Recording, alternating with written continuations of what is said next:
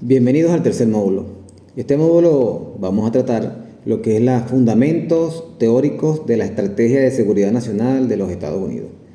Vamos a iniciar de manera rasante desde los inicios de Estados Unidos como nación, que eso ocurrió desde el siglo XVI, XVII hasta el siglo XVIII, básicamente desde 1620, con la llegada de las 13 colonias en la costa atlántica del subcontinente norteamericano. Desde allí iniciaron, digamos, ese camino hacia la conquista y su prontuario hegemónico sobre los países latinoamericanos de este continente. Inició con el ministro puritano John Cotton, que en 1630 afirma que ninguna nación tiene el derecho de expulsar a otra, si no es por un designio especial del cielo como el que tuvieron los israelitas, a menos que los nativos obraran injustamente con ella. En este caso tendrán derecho a entablar ilegalmente una guerra con ellos, así como a someterlos. Desde allí se ve el pensamiento hegemónico de estas colonias que llegaron a la nueva tierra, al nuevo continente. Por supuesto, se consigue con una realidad de nativos que son originarios y ellos, sintiéndose superiores, por supuesto lo sometieron. Posteriormente se le asigna, digamos, la doctrina de destino manifiesto al señor John O'Sullivan, quien escribió en su momento el cumplimiento de nuestro destino manifiesto es extendernos por todo el continente que nos ha sido asignado por la providencia para el desarrollo del gran experimento de libertad y autogobierno. Es un derecho como el que tiene un árbol, de obtener el aire y la tierra necesarios para el desarrollo pleno de sus capacidades y el crecimiento que tiene como destino. Es interesante que tomemos nota desde lo escrito por el señor John O'Sullivan, porque va a ser prácticamente la base fundamental de la doctrina de los Estados Unidos. Luego llega el presidente, estamos haciendo saltos cuánticos. Luego llega el presidente James Monroe, que a él se le atribuye la doctrina Monroe. Durante su presidencia, este personaje, básicamente, lo que hizo fue tener una especie de contención con las colonias en los países europeos para evitar la recolonización de las tierras continentales americanas. Asimismo, se apoyó en el destino manifiesto para expandir su hegemonía sobre estos países latinoamericanos con una cierta, digamos, política de respeto con estas nuevas naciones nacientes. Sin embargo, a través de la doctrina Monroe, que se mantiene vigente el día de hoy, hemos visto cómo paulatinamente ellos fueron abarcando y dominando el territorio norteamericano en ese entonces, ocupado por las colonias, por las tribus originarias, por los nativos que eran originarios de ese territorio. Y fueron también quitando terreno, en el caso de México, que hubo una guerra con México, y fueron también adquiriendo territorio a Francia, a Rusia, y poco a poco fueron abarcando territorio norteamericano. También se le atribuye a esta doctrina, digamos la doctrina del almirante Alfred Mahan, que se le atribuye a él el nacimiento y el poderío de la Armada norteamericana, que desde entonces se le, digamos, desde su visión geopolítica y económica, porque también él decía que no solamente hay que tener el poder marítimo, sino el económico, explotarlo también con el poder marítimo. Hasta el día de hoy Estados Unidos ha mostrado desde esta doctrina su poderío en el mar. Aunado a ello, este almirante también apoyó lo que fue las puertas abiertas. Y la doctrina costa afuera también es parte de este proceso hegemónico que ha tenido Estados Unidos en el mundo entero. Esta doctrina de costa abierta, de costa afuera, no es más que un pretexto de unificación y, digamos, de normalización del uso del mar. Por supuesto, hecho a la medida de los intereses de Norteamérica, que hasta el sol de hoy se ha visto agraciado por este tipo de normativas internacionales. Aterrizamos de manera general y muy rápida en lo que es la doctrina de seguridad nacional de Estados Unidos. que eso fue reforzándose más allá de haber expandido sus tentáculos en toda Latinoamérica. No hubo un país desde la costa del río Bravo hasta la Patagonia que Estados Unidos no tuvo presencia de manera negativa, porque hay que visualizar qué país en Latinoamérica bajo la égida de Estados Unidos es un país que económicamente estable, un país desarrollado, un país que le ha respetado su democracia y su autodeterminación. Ninguno.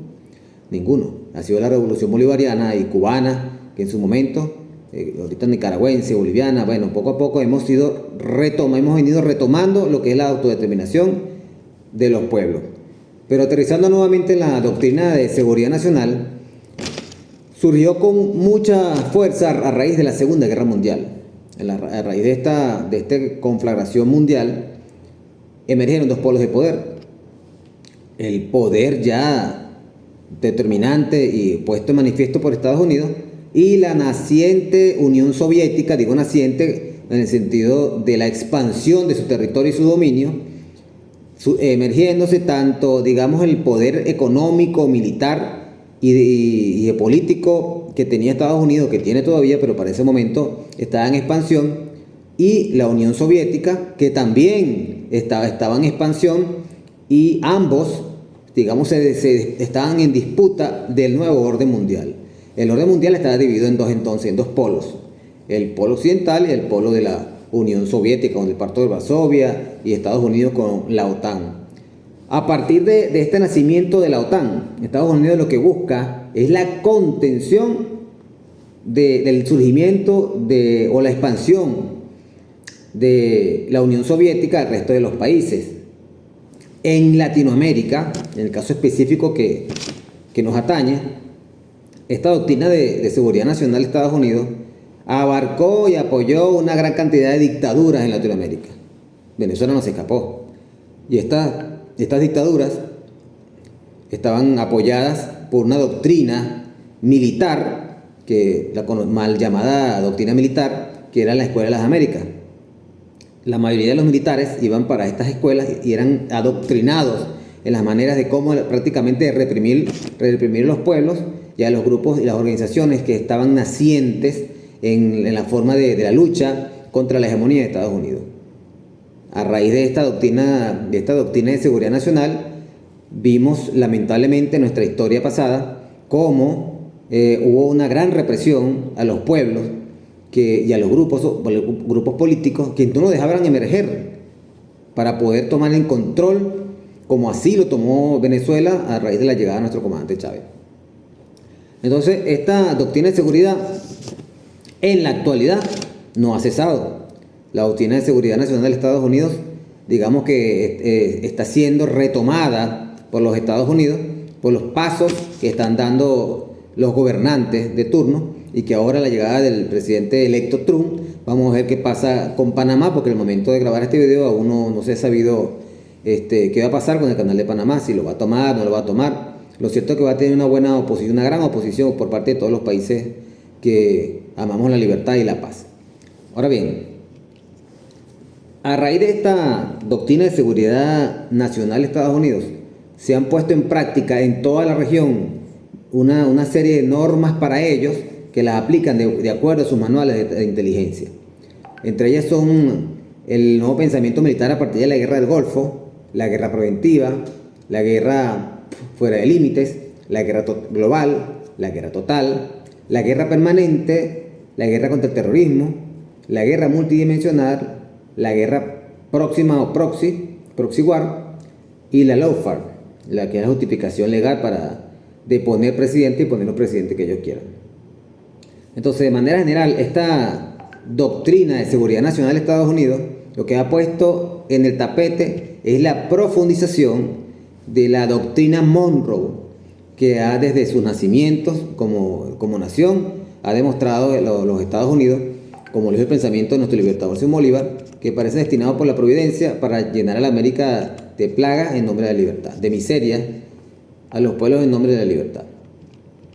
He dejado en la presentación unos enlaces que son muy interesantes, que se tomen su tiempo y pueden dedicarle 5 o 10 minutos a la lectura, son realmente cortos, para poder entender de manera general cómo esta estrategia de seguridad nacional de los Estados Unidos desde su inicio ha afectado el surgimiento de la evolución de los pueblos suramericanos, y cómo hoy en día en la actualidad nos está afectando, y cómo podría proyectarse a un corto plazo esta estrategia en contra, en el caso específico de nosotros, del pueblo venezolano y la revolución bolivariana, para la contención de nuestro surgimiento. Porque así como Estados Unidos evolucionó después de la Segunda Guerra Mundial con una política de contención contra la Unión Soviética, en estos momentos tiene una política de contención contra la revolución bolivariana, así contra Cuba, que tiene más de 60 años, y otros pueblos.